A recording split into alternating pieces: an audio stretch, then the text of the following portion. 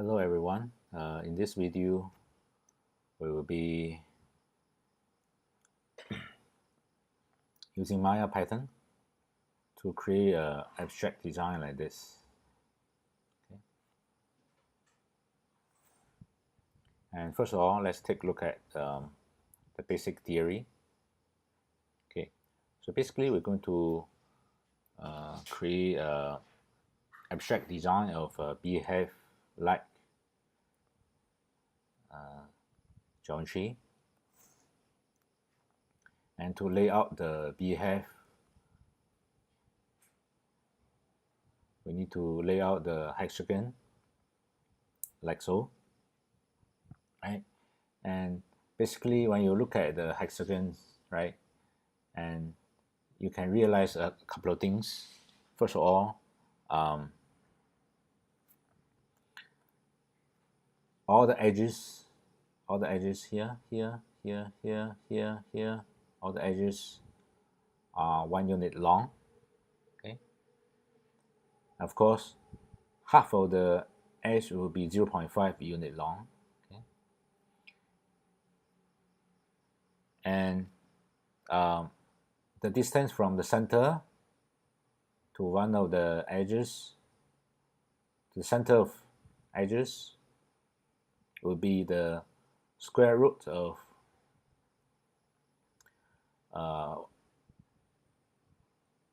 1 multiplied by 1 minus 0.5 multiplied by 0.5, right? Basically, the power of 2. Okay.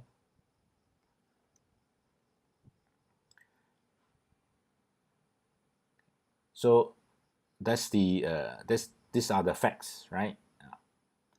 Then so we can draw some conclusion here. Okay. So horizontally, the distance between two hexagon shape, right?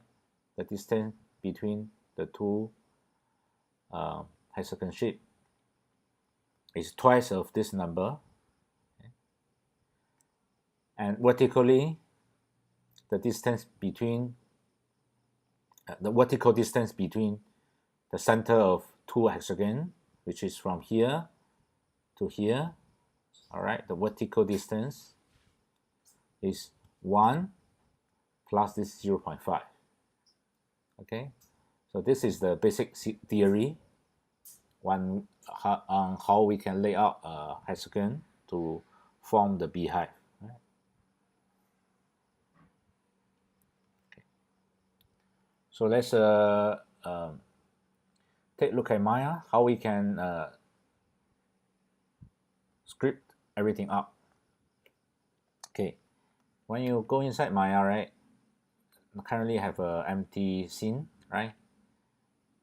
You need to rotate your camera angle, okay, so that here, you look at here, x-axis is pointing up, z-axis is pointing to the right, right?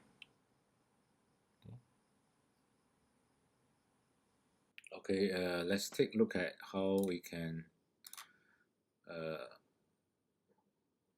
lay out the beehive in a grid. Okay, so first of all, let's import maya.command as a command, right? And I also like to create an empty list, right? So that we can add all the objects into the list. And I'm going to lay out the beehive in a grid, in a 2D grid, right? So I have rows and columns. For the row, for the number of items in a row, I have a variable for that. Say number of items in a row equal 4. Say I'm going to create a 4x4, right? Or maybe different 4x5, right? Yeah. So column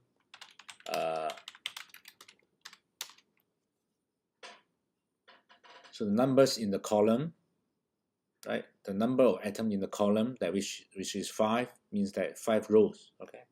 So hopefully this is not confusing.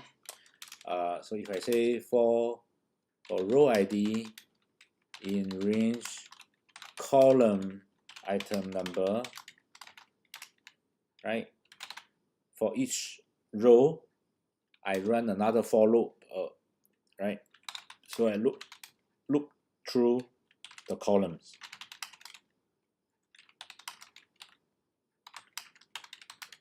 So I will draw a diagram. I stop the code here. It's not finished, but I'm going to draw a diagram to show you what I mean.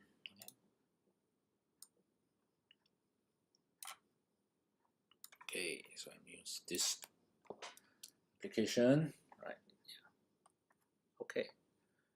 So when we create a row item number, so it's the number of items in the row, right? 4. So basically 1, 2, 3, 4 items in a row. Okay. How many items in the column? 5. Okay. So it means that 1, 2, 3, 4. Now it's 3 items in the column, 4 items, 5 items in the column, right? See, this is a column. And 1, 2, 3, 4, 5 items in the column. Yeah. Okay. Right. But in a row, you have 4. Right? 4, 4, 4, and 4. Right. So this is row ID 0. This is row ID 1. This is row ID 2. This is row ID 3. This is row ID 4. Right. For the column, we have column ID 0, column ID 1, column ID 2, column ID 3. Alright? So the number corresponding to here. Right? So this is the number of items in a row 4. Right? Number of items in a row, see? In a row 4. Right? Yeah. 5 is this way. Vertical. 5 items in the column. So when I do iteration, we iterate through the row first. Right? So we look at row 0, row 1, row 2, row 3, row 4. Right? So we do here for row ID in range column, right? In range column item number is that this, right? For this, in this number 5, right? Yeah.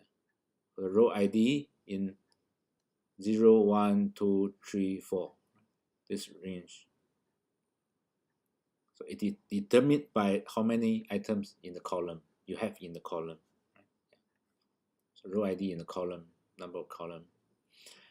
And for each this, so I have 1 iteration, 2 iteration, 3 iteration, 4, and 5. Within this iteration, I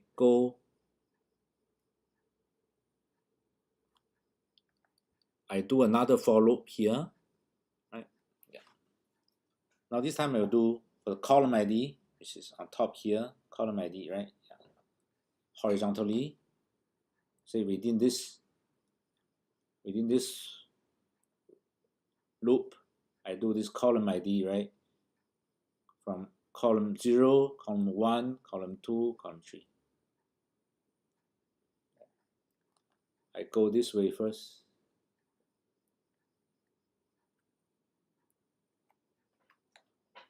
And then inside each loop, I go horizontally. Right? In range of row item number, so number of item in the row, right? Determine how many loops in this nested loop for loop, right? Yeah. So that's the theory, right? So now you know that how, for example, for this item, right? Imagine you look at the viewport, right? Horizontally pointing this way is z-axis. Pointing up is the x-axis. So for this one, you can locate the position already, right? Yeah. for the X value will be the row ID related. And for the Z direction will be the column ID related. Right? Yeah. That's the idea. And how we can do the coding. Okay. Let's do this. We're going to create a cylinder, say by create a hexagon through a cylinder, poly CUI cylinder. So the subdivisions axis, right, around the axis will be 6. This way we're going to this way, right, we create a hexagon.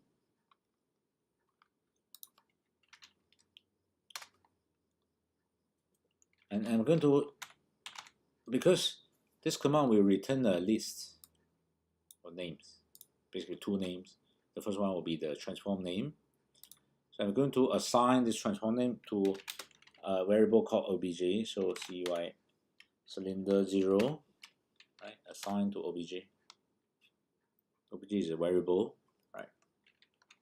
Then immediately I'm going to append this obj to the global item list right here. Okay. Append this one to this list. Right. Then I can move this cylinder to its location. Right? Still remember this? Let me make it a bit smaller. Right? So the X value will be the row ID related. Right?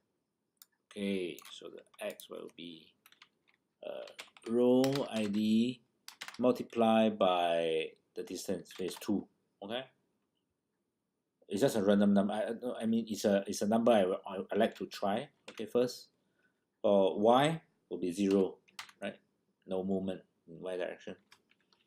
And for the Z direction would be the column ID. This one, column ID multiplied by 2, just to test out. Right? I pick number 2. Number 2 that just to test out. Okay? And put the note of the name there. All right. Immediately you have something like this. Right? This is exactly same as this one. Right? Horizontally 4 columns and 5 rows. Right? Okay. When you look at this,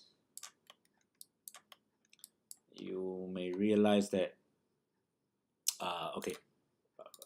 First of all, let me group everything together.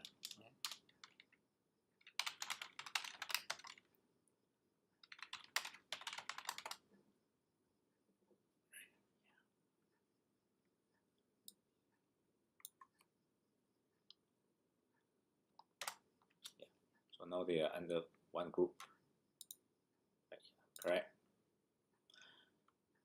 So next, I just use a number of 2, right, to space out the hexagons, and it ends up the distance are not correct. Right?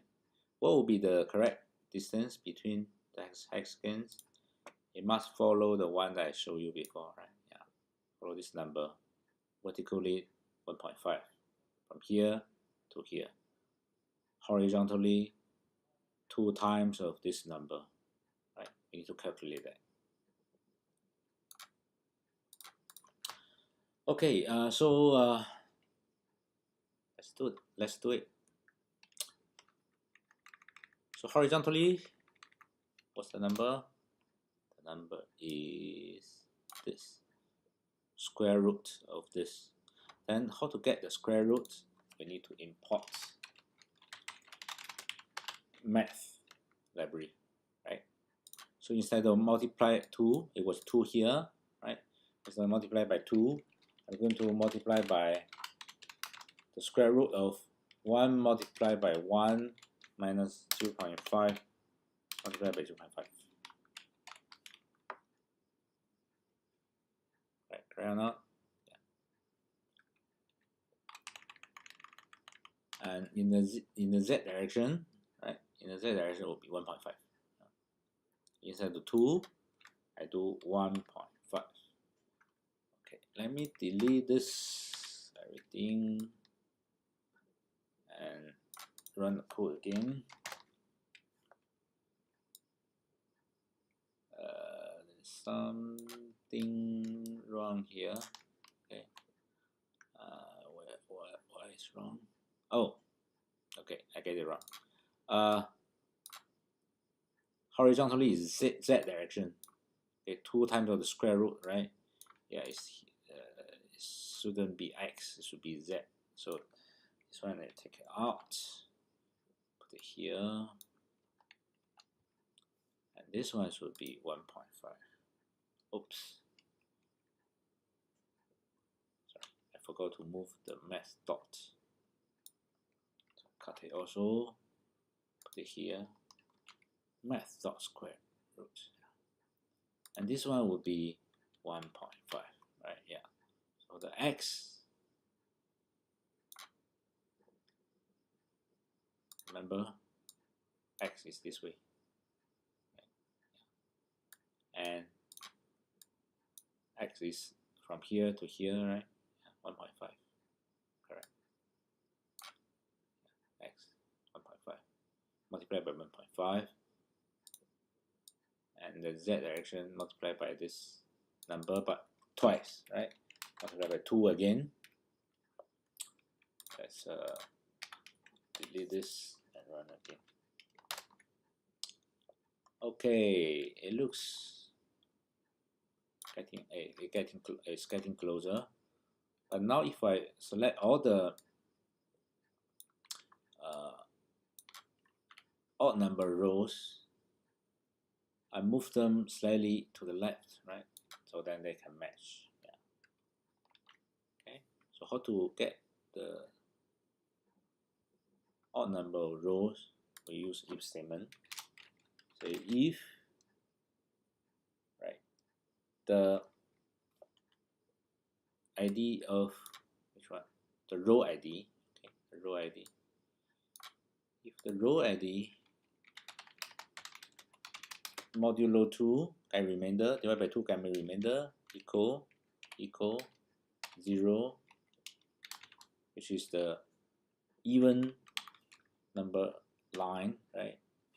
And for those, right, I do the same.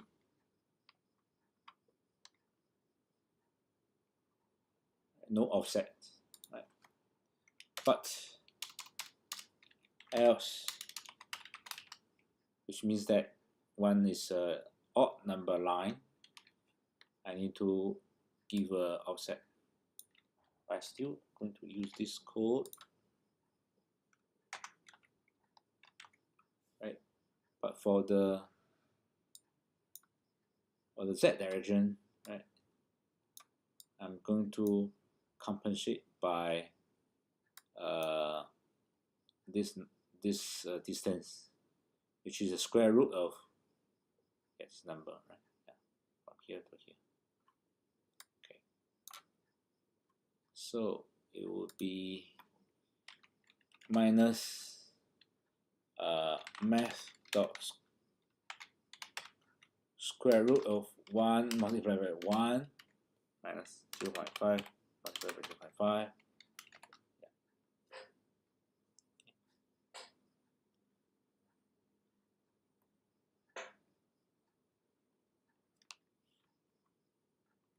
Let me zoom out again. Okay, show you all the code at once. Yeah, this will be the code. Okay, so will that work? Right, let's see. It worked. All right, it worked. Okay, so that's the first step to lay out the hexagons so they looks like beehive. Okay, following the theory like this, and with the row and column ID like this, right? So you're not confused. You will not be confused.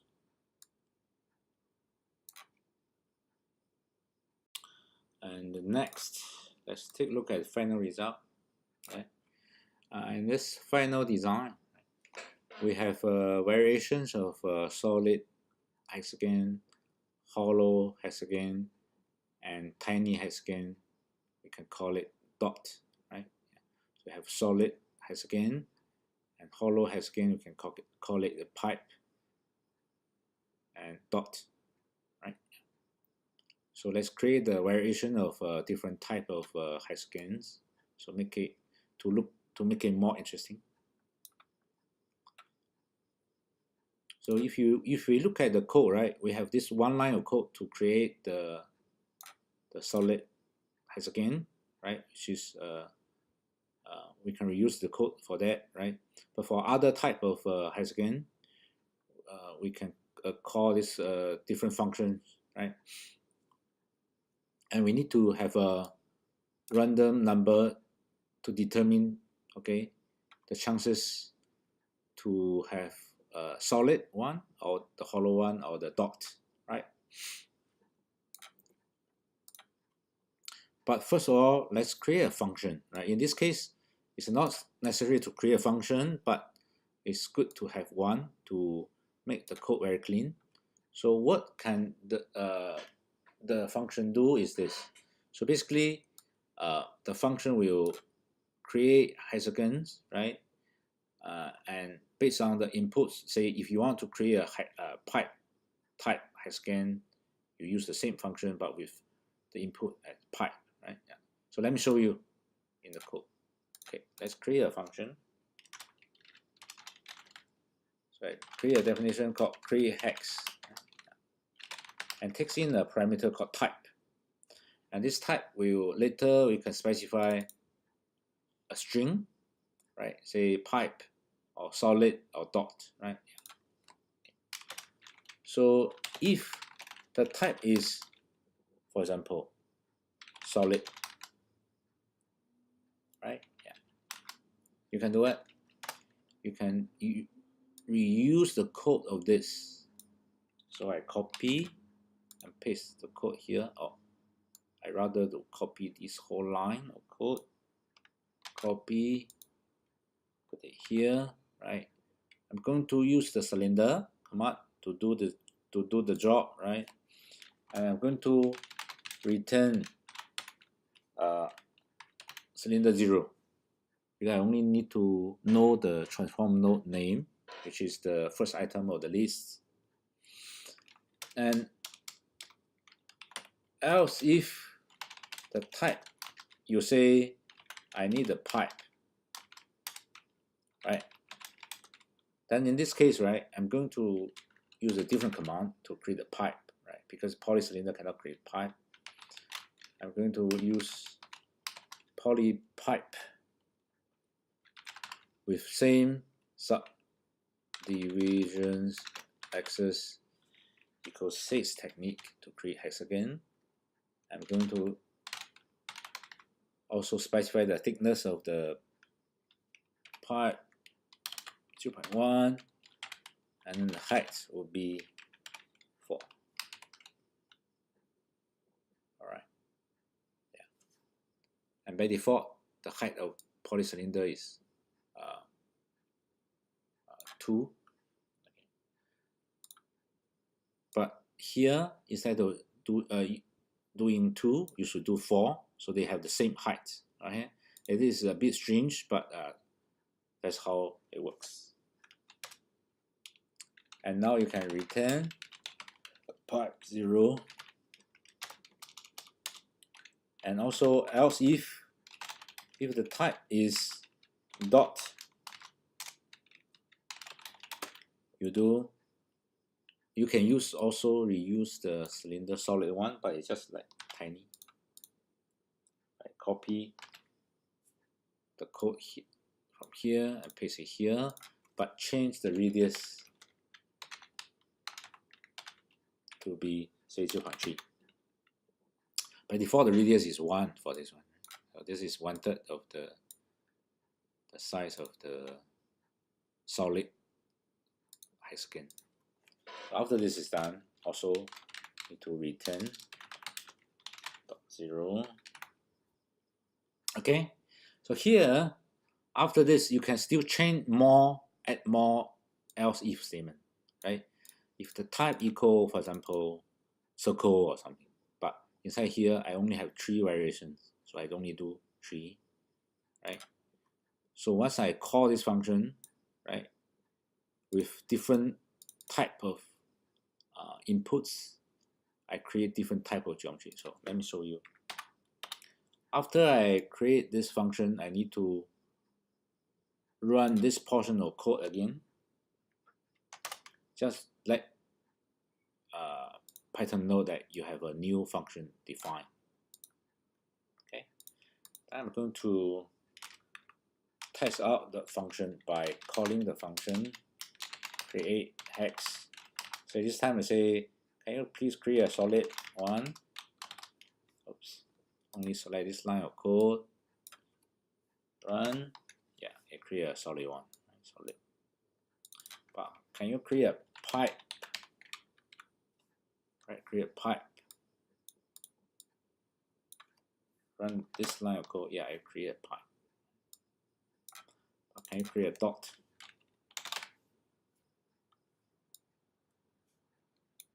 Yeah, it also create a dot. Right? Yeah. So means this way, right? I can test out all the 3 variations of the hexagon. They all worked, right? So it means that this function is working fine. I delete this test objects, and this line of code I will cut it. This line of code I will cut it and replace this line of code until all the way here. So this line of code I don't need, because basically if you call the function, it will be done here. So I don't need this. I replace this also with my code called create hex. Right? If you create a dot, create a dot. If you create a solid hexagon, and return the name to this object, right? Which is correct. The object is supposed to be the transform node name, right? Yeah. Now I need to determine when are you going to create a dot, when are you going to create a solid hexagon. So what you can do is do a if statement, right? Check condition. What will be the condition? I need to create a variable, maybe call it picker, right? And I give a random number, use the random number to pick. But to use the random function, right, you need to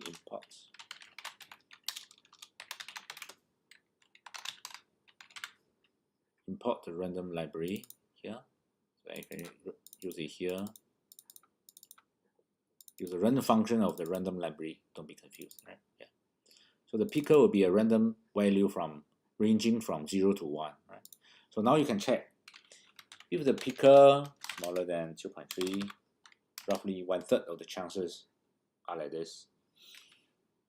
Then I'm going to create create pipe, for example. So you need to indent this line so it becomes the subcode of this if statement, right? Else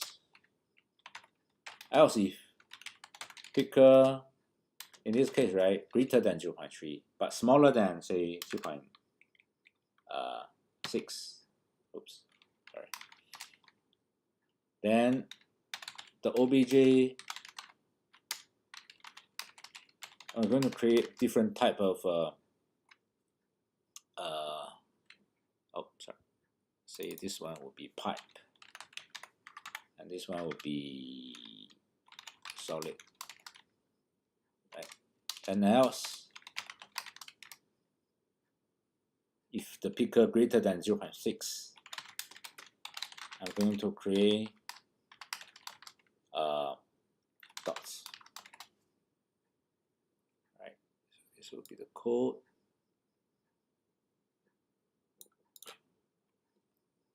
Right. Okay, good. So now if I run the code, okay, so you see that you have a variation of solid one, dot, and pipe, all mixed together, and roughly 1/3 of them are this type, and 1/3 of them are this type, and 1/3 of them are this type, right? Yeah, correct. And now let's create more. Okay, now it's 4 by 5, not interesting at all. Let's try 20 by 30.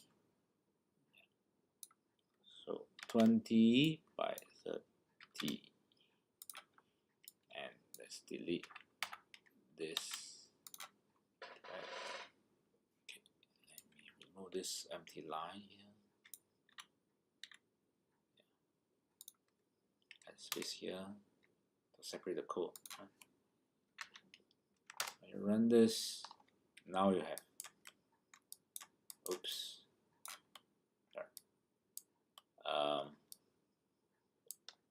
Not 20. Remember this, the row, right? ID. Okay, the number of items in the row, right? This is actually is column. How many columns you have? Column 20. Actually, I want 30 columns. I want 30 columns, 20 rows. Yeah. Delete again. Run the code. Have something like this. Yeah. All right.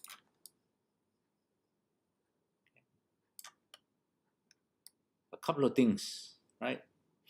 Let's take a look at this image, take a look at this result and see how we can improve it. Okay, first of all, the size are all same. We can create a slightly different size for different items to make it more interesting. Okay, that's number one, right?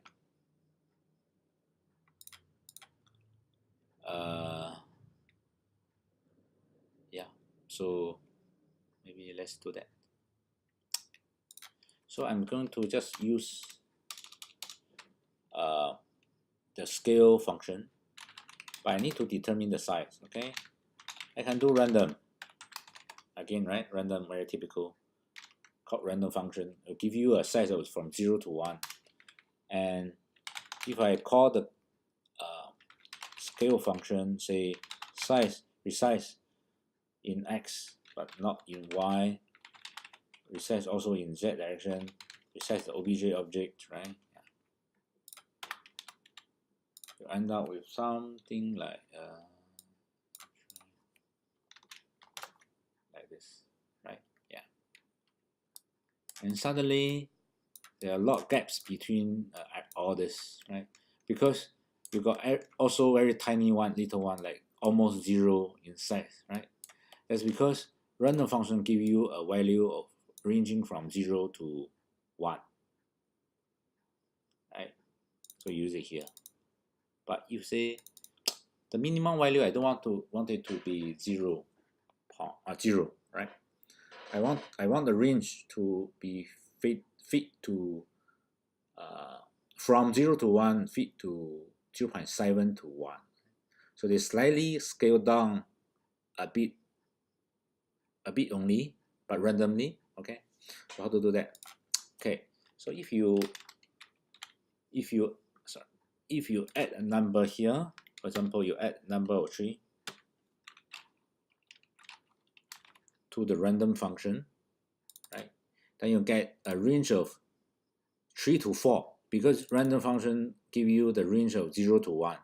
If you plus 3, then you end up with a range of 3 to 4, right? If I draw here, to be much clearer, for example, right?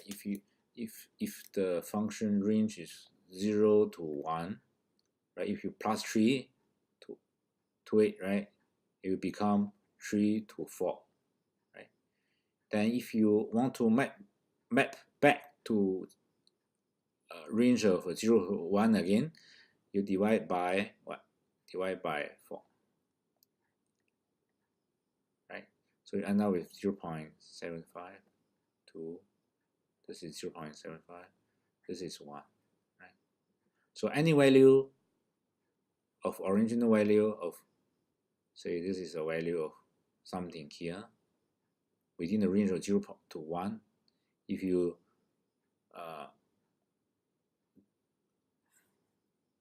do something like this, plus 3 divided by 4, you will get a new value that mapped to the range of 0.75 to 1. Okay, this is our own fit function. Alright, so let everything run again, right? Now this time you can see that, okay, there are some gaps between all this hexagon, but the size variation not very much different.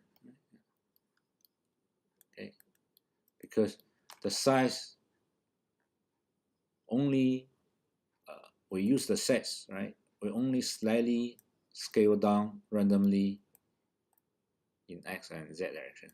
Okay, so this is more interesting than before. Okay. Okay. If we look at our result again, right? We realize that there are too many little dots here, right? But we don't want that many, right? So if we look at the code, right, we realize that, okay, almost 30% of the chances, right, you can have you end up with a dot. So we can change this number. So if I bump this up to 85, so the chance of having a dot will be reduced to 15%, right? Which is half of the original chance, right? Yeah. Okay, so let's rerun the code again.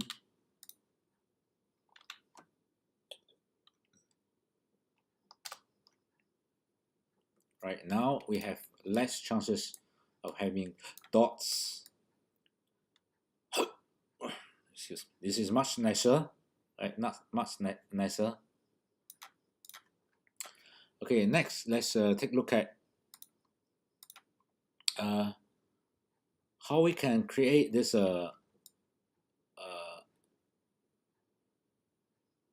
oval shape, right?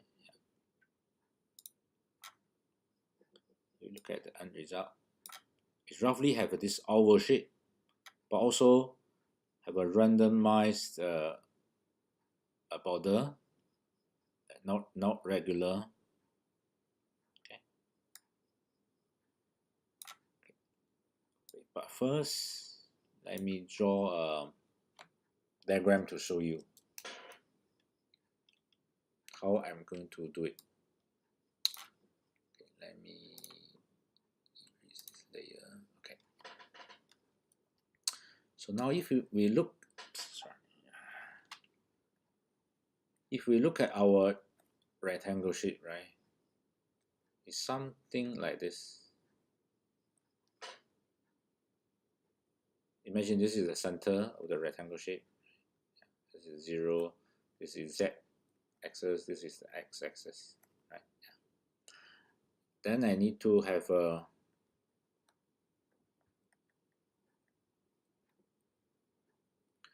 something like similar to an oval shape.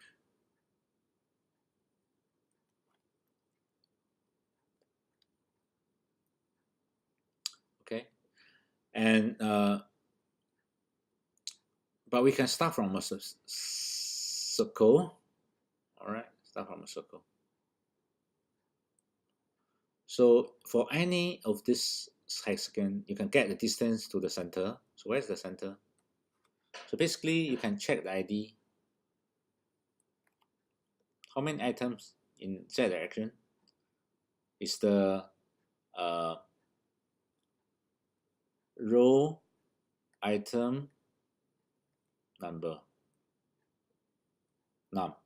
Row item num is how many items, number of items in the row, right? Yeah. Say in this case I have 30, right? So this one is 30, from 0 to 30. And from here I have column sorry, column, let me erase this and redo. Column item num. In this case is for here, this point 20. All right, yeah. So the center would be this value, right, divided by 2, and this value divided by 2. Yeah. Okay. So I need to get the distance. You know that how to get the distance. So for example, this is x and z. I don't care about the y, right?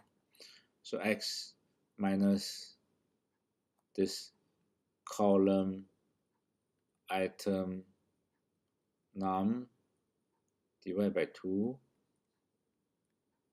to the power of 2 plus, right, z minus row item num divided by 2 to the power of 2, and I need to get the square root of this add together. All right.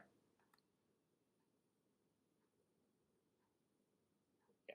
So that's the theory, to get the distance from any of this to the center, any of this hexagon to the center.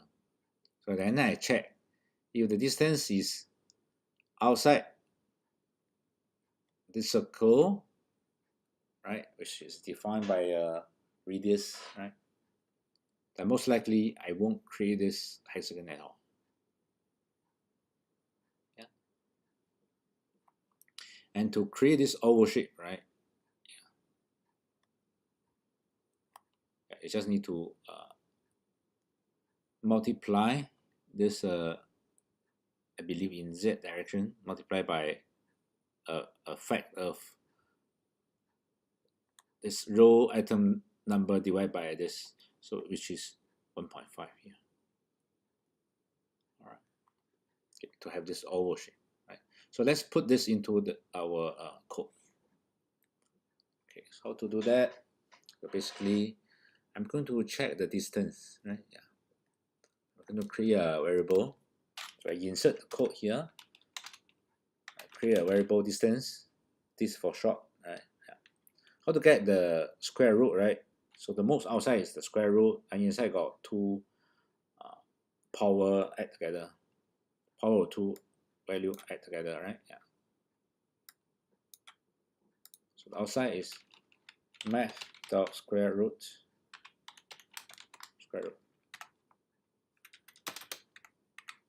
Inside we have the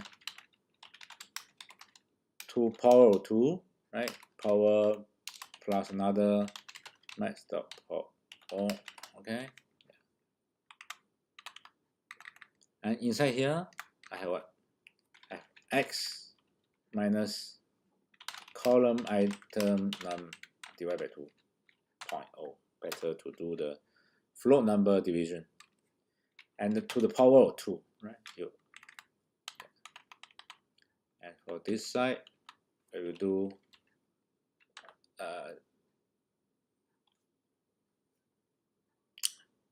x, right? What is x? We don't have an x here. Actually, x is your column ID. No, your row ID, right? Yeah.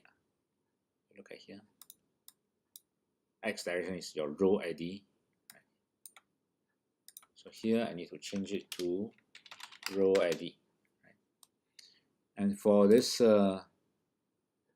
z direction, you do z minus row item num divided by 2, right?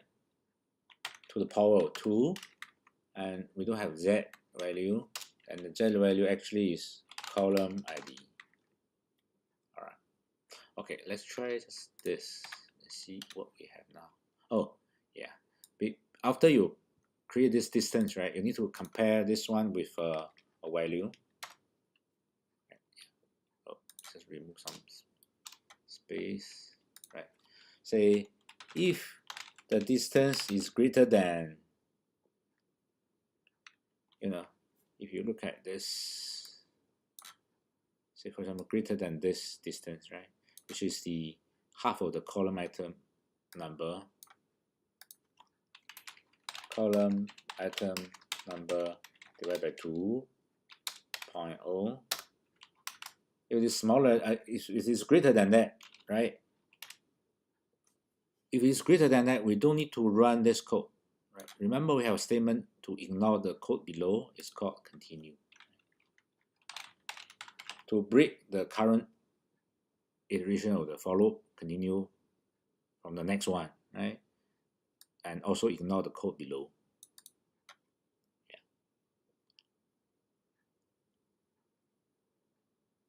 All right. So let's take a look at, will that work? Yeah, it worked. So you create a circle. And as mentioned before, you can multiply a 0.5 to the z direction, if I'm not wrong. Okay. Multiply a 1.5 factor. Let me delete this. Which is not here, strangely. Then should be here. Right.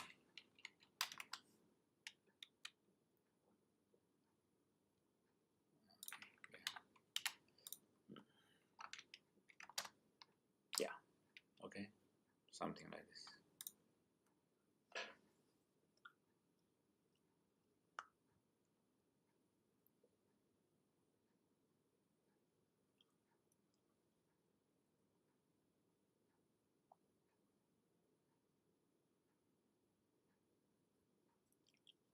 Or maybe I try the other way. The column, this one, if I try the row, should this be here? Yeah, let me try.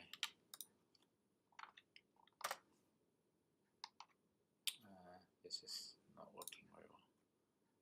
Okay, never mind. We change this back to column again. And put this one back to here again.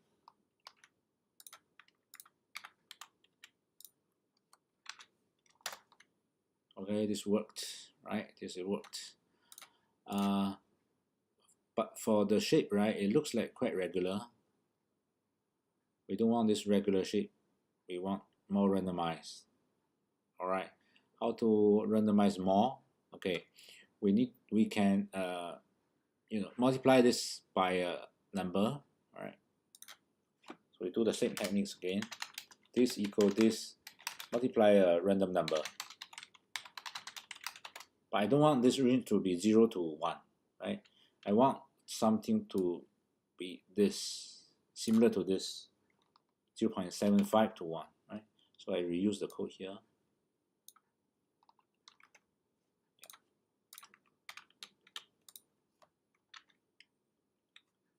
All right, let me zoom out a bit. Yeah, this is the whole piece of code. Select everything, run again, right? Okay, so this is more randomized.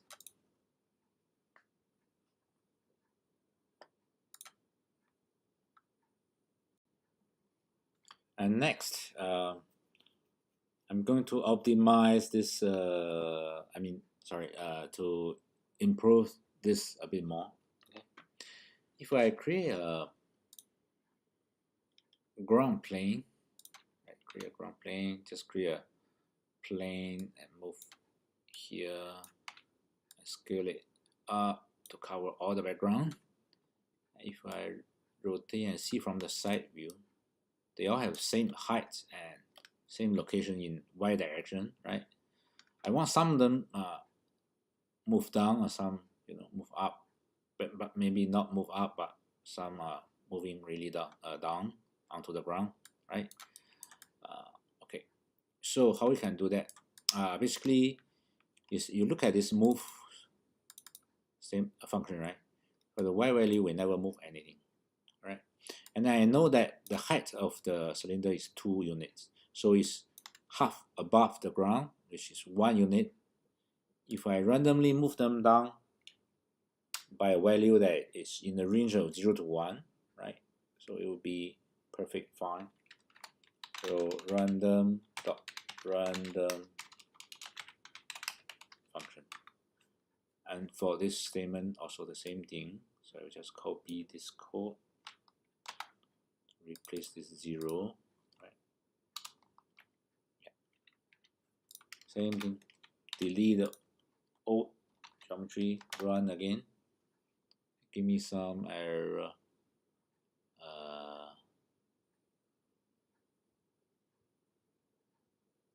Oh, okay. So here I don't know why it has this PO. It should be POW, no R. Okay, I delete this R. Right. Select, run the code again. Okay. Now some pieces are really pushed down to the ground. All right.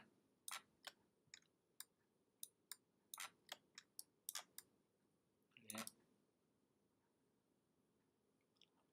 Another thing is they're still quite tall for some of the hexagon. I can scale it down by the half of the size. Okay, how we can do that? We can just add another scale command after this setting the size, the one that's setting the size, right? So for the x, don't change. For the y, I scale it down to 0.5. For the z, 1, and but the pivot I want it to be 0, 0, 0. Oh, sorry. It's here, here, and this time it should be relative. Why?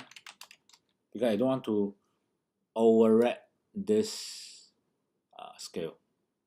I just want to scale a little bit more, but relative of what currently your scale is, right? Okay, so again, delete everything, run the code again, right? This will be more like it, right? Yeah. So if I zoom out to see, okay, now let's render it out to see, you know, it's something that we like. Okay. So let's turn down the resolution gate and resolution gate, and let's see if we have lights. We don't have lights. We need to create some lights, right? You go to R node menu, go to rendering first here, go to R node menu, and for the light, I need to create a sky dome light. This will be the environment light, okay? Environment light. With the environment lights, you start to get some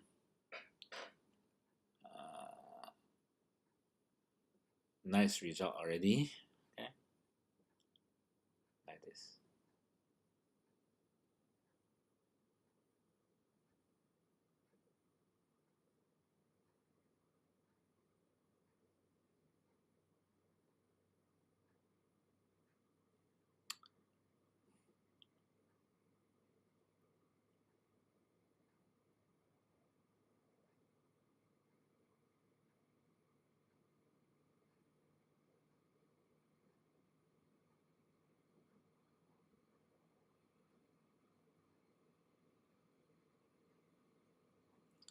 Okay, so for the framing, we need to zoom out a little bit more to have space around the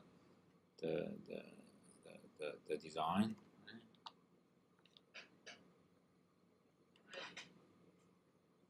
Okay, so for framing, I need to zoom out a little bit more. All right, and I need to add some. Now I only have the environment light. I need to have some kind of area lights. Okay, area light. Okay, but first of all, let's lower the intensity of the sky dome to be 0.2. Okay. really lower it, and you go to R node, lights, clear area lights. All right, and then you need to position it.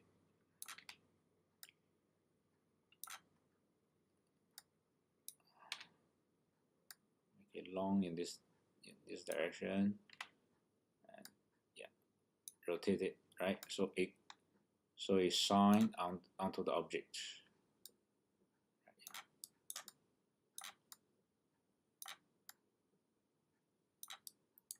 And to make the area light take effects, I think it need very high value. Okay, you can try 1000. Right. Then I'm going to go to the render setting. Okay, this is my higher render quality settings. Right. For fast iteration, you just need to lower the value for quick render, right, to see the result. Okay, so yeah, so that's the result of combination of area light and environment light. And area light is still not very obvious. Okay, never mind. Actually, we can also tweak the material. Okay, so if you go here, oh, I delete my origin. You go to hypershade, right? Go to R node, shader surface, right? You create two AI standard surface. For the first one, just make it a little bit rough, so 2.3 roughly for the roughness. For the second one, also 0.3 roughness, but also need to increase the weight of base color, so make it a little bit brighter, right? And then select the background, assign the first material. Okay, select the background, assign the first material, and select the group of the hexagon beehive, and assign the material that's slightly brighter. All right, and now you render.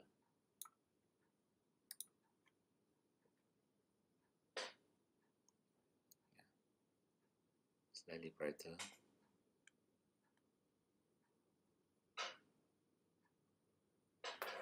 Okay, so this is still looks like quite uniformly lit,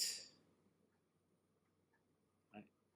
And we can tweak the light direction to have this top section receive more light, right?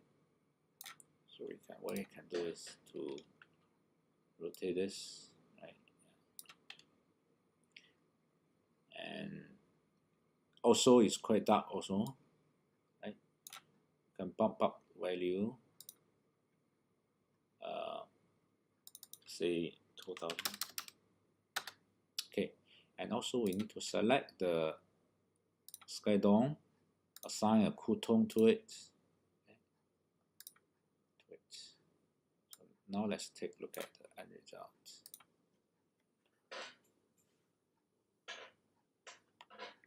Yeah, so you can see the cool tone of the environment light.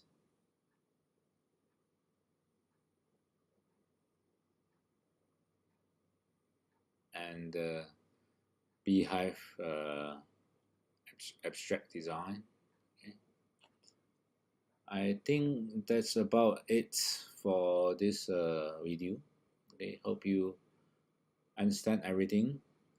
Okay. And I will see you in the next video.